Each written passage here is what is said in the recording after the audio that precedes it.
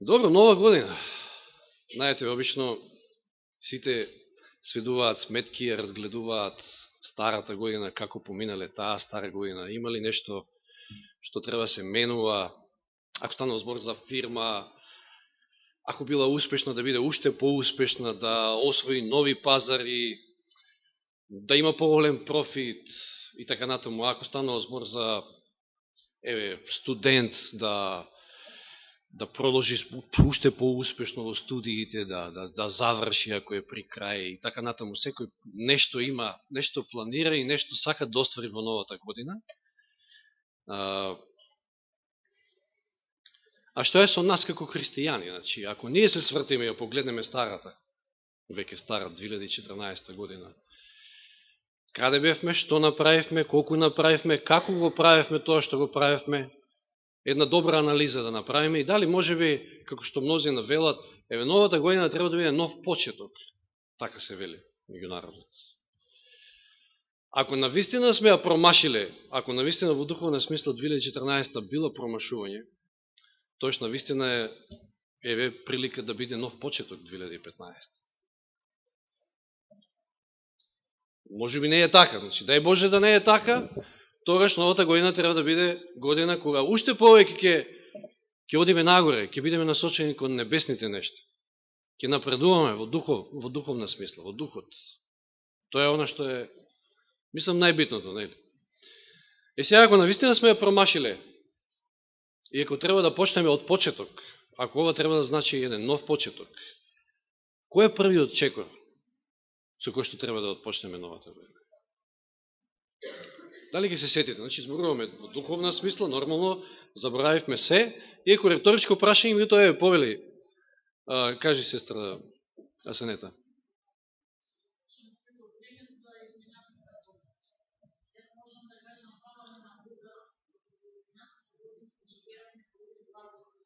Амин. Фала на Бога.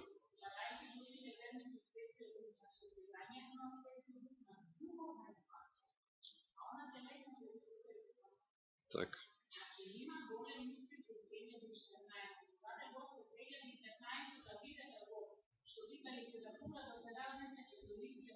Амин. Амин. Асанета го кажа она вистинското. Најитна и најбитна потреба кај Божиот народ е будење. То се зборови на сестра Елен Вајт. Меѓутоа, пак ќе кажам, и за будење, и во случај ако сме ја промашиле 2014, кој е првиот чекор? Пак ќе цитирам Елен Вајт. Ако сте ја промашиле, тоа значи не сте ја твориле Божјата волја, кој знаеш, може би сте правиле гревови, може би, кој знаеш, сте ја промашиле целта, нали? Тоа е и гревот меѓу другото. Кршење на законот, меѓу тоа е промашување на целта. Првиот чекор е покаяние. Без покаяние ние ќе тапкаме во место. Покајанието е првиот чекор на враќање кон Бога. Еве и самата песна не велеше. Дојди, дојди. Господ не повикува, а Господ е постојано тука. Меѓутоа, без покаяние нема мрдање. Првиот чекор е покаяние. Ако е потребно тоа, нормално. Има ли зашто да се каеме за минатата година? Па да, тоа ние сме слаби човечки суштества. Секојаш има нешто. Има ли што може да поправиме? Значи, секој нов почеток, ако е нов почеток, треба да стартува, да започне од почеток, а првиот чекор е покајанието. Токму во тој правец ќе отвориме во Лука 13 глава. Лука 13 глава, главата носи наслов, барем во овој превод, односно пред се првиот дел, од таа глава покаяние или погибел. И навистина друго нема. Ако човек не се покае, следи погибел. И еве, ќе читаме од првиот стих, иако не ми се битни овие први 5 стиха, но да видиме во контекст. Во исто време дојдоа некои и го известија за галилејците, чија крв Пилат ја измеша со нивните жртви. Тој одговори им рече, значи Исус им одговара, мислите ли дека тие галилејци беа повеќе грешни од сите други галилејци, па настрадаа така? Не ви велам, но ако не се покаете, сите ќе загинете така. По тој еден друг случај. Или мислите дека оние 18 души врз кои што падна Силоамската кула и ги уби, и оние кои што загинаа со последниот малезиски авион лет, кои што за разлика од првиот овој го пронајдува, барем така викаат. Дали тие беа повиновни од сите луѓе кои живеат во Иерусалим? Не ви велам, но ако не се покаете, сите ќе загинете така. Значи, гледаме во кој контекст Исус зборува. И сега дава една парабола. Ја каже ова парабола: некој имаше посадено смоква во своето лозје и дојде да побера плод на неа, но не најде. Тогаш му рече на лозарот: еве, веќе 3 години доаѓам и барам плод на оваа смоква, но не наоѓам. Пресечи ја. Зошто уште да ја испоснува земјата? Но тој му одговори, че лозарот му одговори и му вели: Господаре, остави ја уште оваа година, доека раскопам околу неа и ја наѓубрам, па може би ќе роди. Ако пак не роди, ќе ја пресечеш некојаш во иднина. И параболата не е завршена. Како завршува не знаеме, но факт е дека лозарот измолил уште една година на милост. Господ ни дава уште една година на милост, а дали ќе биде година цела, тоа никој од нас не знае. Не знаеме дали таа година ќе ни биде цела година, што ни е дадена на милост. И ние имаме посебни привилегии како оваа смоква. Значи, оваа не е онаа смоква по крепатот, која што Господ ја проколнал и се исушила, меѓутоа може да биде и таа. Или во крајен случај, ако не таа, тогаш следната година може би и оваа била исечена и фрлена во оган, затоа што дрвото кој што не дава плод, таму завршува. Значи, оваа смоква не е по крепат, оваа смоква е на посебно третирано земјиште, во лозје. Знаете лозјето како се обработува? Значи, посебни прилики, посебни околности. Пазите, од нас, кој има поголеми и поубави околности за да расте духовно? Нормално, ако случајот не е само во сабота, да слушаме проповед, тука и дома да си проучуваме. Сигурно некој од улица нема поголеми околности и поубави околности од нас за раст. Наđубрана, ископана, дотерана, се што треба. И Исус, односно во случајот Господарот, ќе дојде за да побара плод, и тоа 3-та година поред. Лисија колку сакаш. Значи, оддалеку изгледа совршено. Но тој се доближува, одблизу гледа. Знаете, некој човек и оддалеку кога ќе го видиш, веќе ти е јасно.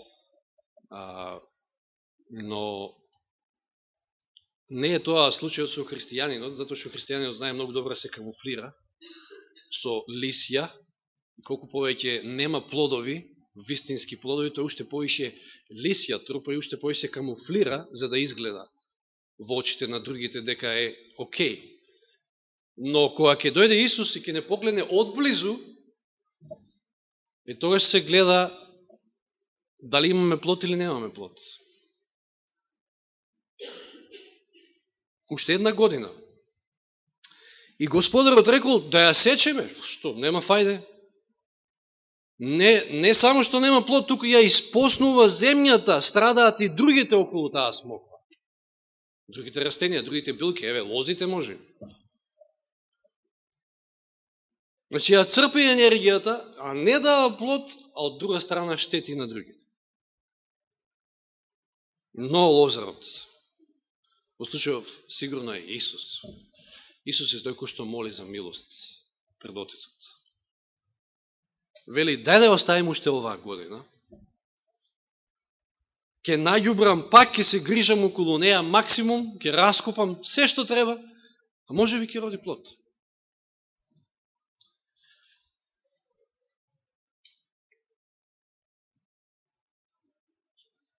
Ако не роди, тоа ќе ја пресечеш во иднина.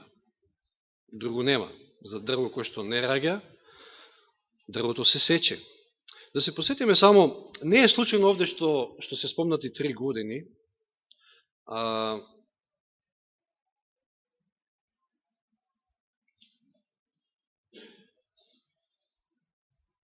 затоа што Исус е овде некаде во 3-та година од својата служба, кога оваа парабола ја кажува. 2,5 некаде, прилика. И сега зашто 3 и зашто 4-та, нема да налегуваме во тоа, меѓутоа, може би добро да се спомне, Јован Крстител со пораката покајте се, зашто се приближи Божјото царство. Знаете, тоа било неговата порака. Почнува со службата 6 месеци пред Исус да почне со својата служба. Токму толку бил нели постар. За да потоа Исус со која порака продолжи? Еве да прочитаме први во Матеј 3 глава за Јован Крстител. Матеј 3 глава.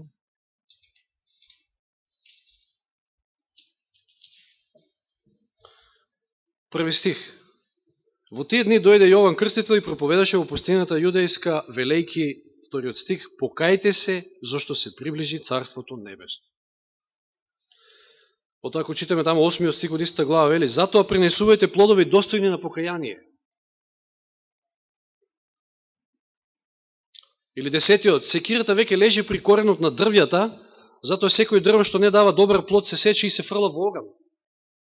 Сосема се вклопува оваа негова порака во оваа парабола, ова што разгледуваме денес. Исус продолжува со истата порака. Знаете, Јован Крстител многу брзо ќе заврши со својата служба. Во 4-та глава од Матеј, значи следната глава, во 17-тиот стих, откако нели тој е крштеван од Јован Крстител, зборувам за Исус, потоа Светиот Дух го води во пустината, кај што е кушан. Од 17 стих читаме, вели, од тогаш Исус почна да проповеда и да говори, покајте се, зашто Царството Небесно се приближи. Истата порака. Носете плодови достојни за покаяние, затоа што покајанието е првиот чек. За да бидеме примени од Господа.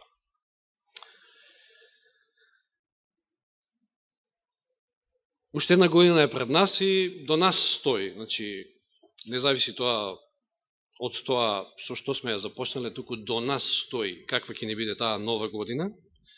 Можеме да ја прокоцкаме, можеме многу добро да ја искористиме за да постигнеме уште поголем раст, или пак тоа да биде за нас нов почеток. Ја спомнав, не случајно, другата смоква по крепатот, која што Исус всушност направил едно не секојдневно за него, не чудно дело, ја проколна смоквата. Но имало причина зашто тоа така било.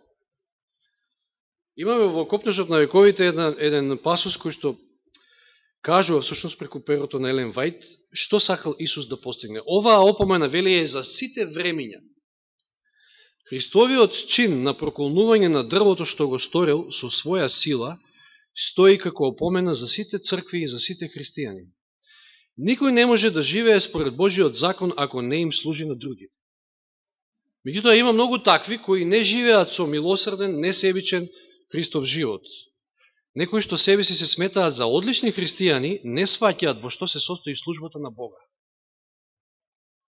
И вели понатаму, тие размислуваат и проучуваат како да си угодат себе си. Тие се во центарот на своето внимание. Времето има вредност за нив само ако можат да собираат за себе. Едноставно времето корисно го поинуваат само ако имаат некоја своја корист. Инако е промашено за нив.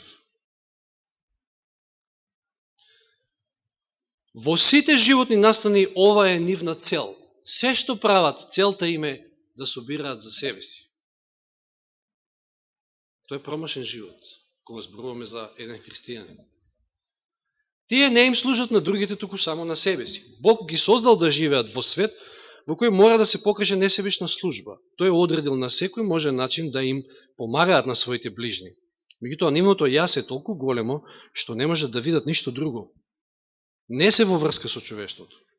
Тие кои што живеат така само за себе се слични на смоквата што имала убав надвршен изглед, но била без род. И навидом покажува совршенство, лисја, убаво дрво, меѓутоа плодови нема.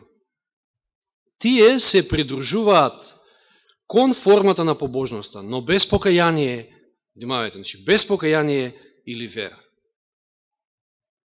Божиот закон го почитуваат со зборови, но не им достига послушност. Зборуваат, но не прават. Во проклетството изречено на смоквеното дрво Христос покажал колку е одвратно во неговите очи ова напразно претворање. Глумење, може да кажем. Тој изјавува дека оној кој што греши јавно е помалку виновен од оној кој што му служи на Бога по име, значи е номинален христијанин, а не раѓа никаков род на негова слава.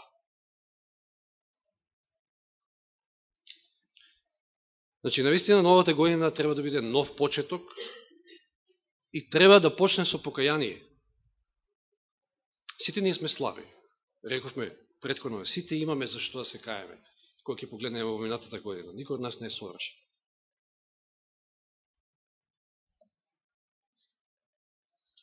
Ако сега отвориме во 10 глава, ако може би овој дел од темата не беше за вас конкретно, или за мене, пред се е за мене,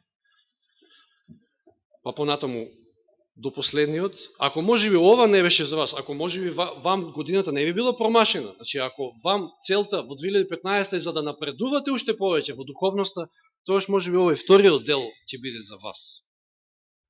Отваряме во Лука 10 глава, таму на крајот, последните неколку стиха, прв пат Исус со своите ученици ќе дојде во домот на Марта, Марија и Лазар. Ова го нагласувам прв пат, Исус доаѓа во нивниот дом, а знаеме дека после тоа многу често навраќал. Зошто? Затоа што многу му било убаво таму. Имало, Елен Вајд вели, внимателни слушатели. И Марта, и Марија, и Лазар биле внимателни слушатели. Но имаме овде една сцена. Значи Исус доаѓа прв пат. Сите слушале за него, и Марта, и Марија, и Лазар чуле за него, и што се случувало во неговата служба. И кога одеа, се мислим учениците, значи с комплет со Исус, влезе во едно село, некоја жена влезе во едно село. Кое село е? Витанија. Се извинувам, значи не спомнав, реков последните, ама од 38 стих во 10 глава Лука. Некоја жена по име Марта го прими во својот дом, значи Марта е таа која што го прима Исус. А таа имаше сестра по име Марија, која седна при нозете на Господа и го слушаше неговото слово. А Марта се трудеше многу да му служи што подобро. Таа пристапи и рече: Господи, зар не ти е грижа дека мојата сестра ме остави да служам сама? Кажи да ми помогне. А Господ ја одговори и рече: Марта, Марта, ти се грижиш и се вознемируваш за многу нешта, а потребно е едно. Марија го избра добриот дел, или може и подобре подобриот дел, или уште подобре и најдобриот дел, затоа што Марта не правила нешто лошо. Тоа е факт. Што нема, вели, да и се одземе. И сега, која е пуката за нас? Еве како да ја продолжиме, односно да ја почнеме оваа година и да продолжиме со нашиот духовен раст. Мора да видиме што ни е приоритетно. И мора приоритетот секојаш да биде прв, да биде најважен. Што е најважното од оваа порака? Што сака Исус да ни порача? Дали Марта правила нешто лошо? Нема, правејќи го тоа добро, дури и добро, ако правиш, можеш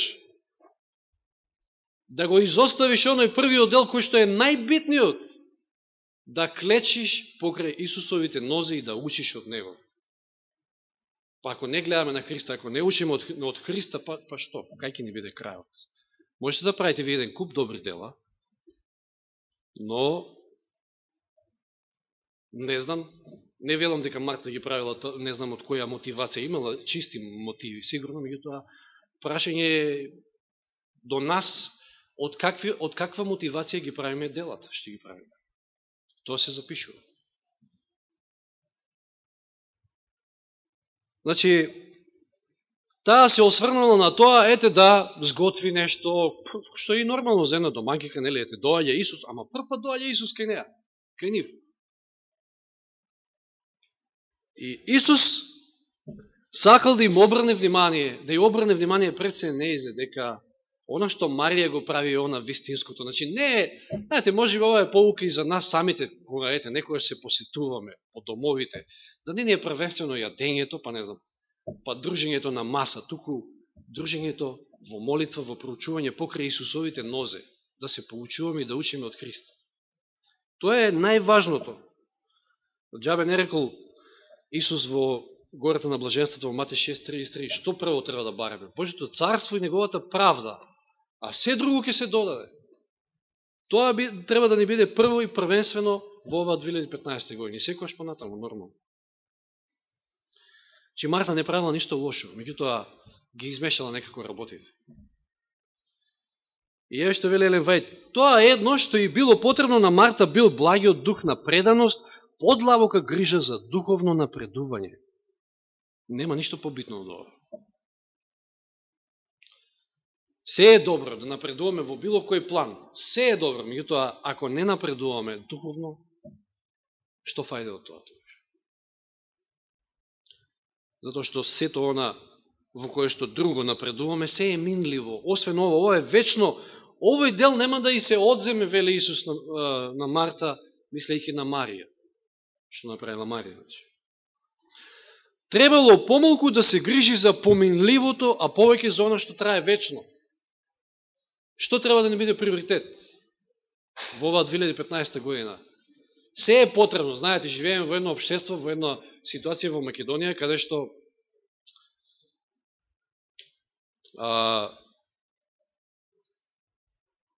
ете, мнозина од граѓаните, по најголемиот процент, едве преживуваат и нормално е, сме натоварени со грижи како тоа.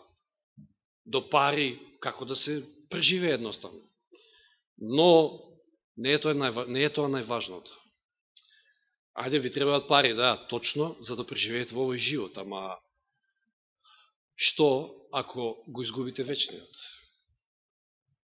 Ништо, џабе. Значи, треба помалку да се грижиме за поминливото, а повеќе за оно што трае вечно. Тоа треба да биде на прво место. Тоа е пораката од овој случај со Марта и Марија. Ако не бил случај, може би Исус ќе кажел една нова парабола. Но еве имаме конкретен случај од кој што може да се поучиме. Исус сака да ги поучи своите деца да искористат секоја прилика за да го стекнат ова знаење што ќе ги стори мудри за спасение. А еве, учувавме за тоа колко е битна мудроста и знаењето. На Христовото дело му се потребни промислени, енергични работници. Постои широко поле за Марти. Значи, потребни ни се и Марти. Постои широко поле за Марти со нивната ревност за делотворна верска работа. Меѓутоа, тие Марти најпрво нека седнат заедно со Марија крај Исусовите нозе. Еве што, значи, прво, па второ. Не наопаку. Трудолюбивоста, точноста и силата, сето тоа е многу добро, нека бидат посветени со Христовата милост. Значи, се што правиме треба да биде посветено со Христовата милост. Зашто може да имаме многу различни мотивации зашто правиме нешто. Видите, овде, интересно што Марија овде коленичи пред Исусовите нозе. Ја би рекол дека вистинскиот христијанин ќе клекне и ќе коленичи само пред Исусовите нозе, пред ничи и други. И ако прави нешто, треба да прави за Христа пред се, нормално, правејќи му на ближниот, му правиш и на Христа. И трудолюбивоста е потребна, и точноста, што во последно време многу ја немаме. И силата од Бога, се е добро, меѓутоа сето тоа треба да биде посветено со Христовата милост, па тогаш вели цитатот, животот ќе биде непобедлива сила за добро.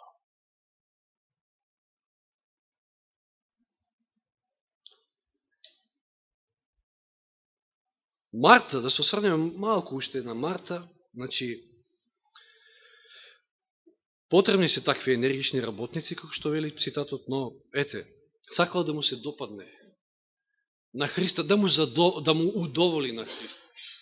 Но, може би ние некој се обидуваме, ама Господ не сака со вечна љубов. Што можеме ние плюс да направиме, за да му се допаднеме нешто повеќе? Ништо. Тој не сака и онака не сака. И сака да почнеме одново, ако сме ја промашили 2014, да почнеме на колена, да почнеме со покаяние, а ако пак добро оди во нашиот духовен живот, тогаш да гледаме да не свртиме во 2015 во друг колосек, односно да знаеме што ни е приоритет. Пак ќе кажам, поуката е јасна. Коленичење пред Исусовите нозе. Учење од Него. Знаете, Павле ќе каже самиот дека на колена пред Гамалиил бил воспитан. Што е воспитување? Зборувавме за воспитувањето. Најбитното воспитување е тоа што ќе го добиеме. Што е многу повредно од било кое сребро, било кое злато и сето она што е минливо. Дури и за да вистински се покаеме, треба да имаме еден однос како Марија. Знаете оваа Марија што направила? Знаете оваа Марија како се покајала? Знаете оваа Марија како му узвратила на Христа? Тоа е резултат на ова. Коленичење пред Исуса, потребна е понизност. И би завршил со Ефесијаните, 5 глава, како уште една порака од овој пат од перото на Павле, како тоа да ја живееме оваа 2015 година. И така внимавајте, 5 глава Ефесијаните, од 15 стих читам. И така внимавајте грижливо како живеете, не како немудри, туку како мудри. Искупувајте го времето, зашто дните се зли. Овде би застанало. Живееме во зло време, во зли дни. Сите сме сведоци на тоа. А живееме во време пред самото Христово доаѓање. Ние сме една година сега пред, уште поблизо до Христовото доаѓање. Времето отчукува, времето се намалува и пораката е многу јасна. Треба да го искупуваме времето. А ние времето си го губиме да бидеме реални со многу глупости, а ретко наоѓаме време да бидеме покрај нозете Исусови. Така не се искупува времето. Не е само да се дојде во црква и ова е одличен потек. Фала на Бога што гледаме многу лица овде и имајќи во предвид онаа претходна полука од Марта и Марија, пред се од Марија, треба да имаме на ум колку што времето се доближува. Не треба да оставаме црквата. Зато што прво и првенствено треба да биде коленичење пред Исусовите нозе, односно поука од Него. Ја верувам дека тука и преку брат Зоран, и преку сите што ќе се качат на катедра, зборува токму Господ и сите тие зборови се на изградба и за наше добро. Зато што времето отчукува, ние треба да го искупуваме, да се подготвуваме. Затоа не бидете неразумни, продолжува текстот понатаму, туку разберете што е Господова волја. И не се пијанете со вино, во кое е разузданост, а туку полнете се со духот. Зборувајте се еден на друг со псалми, химни, со духовни песни, храбрете се, пејте му на Господа и воспевајте го во вашите срца. Благодарете му секој за се на Бога и на Таткото во името нашиот Господ Исус Христос. И интересно и 21 стих. Покорувајте се еден на друг во страв од Христа. Бидете понизни. Еден кон друг. Возвишувајте се еден со друг.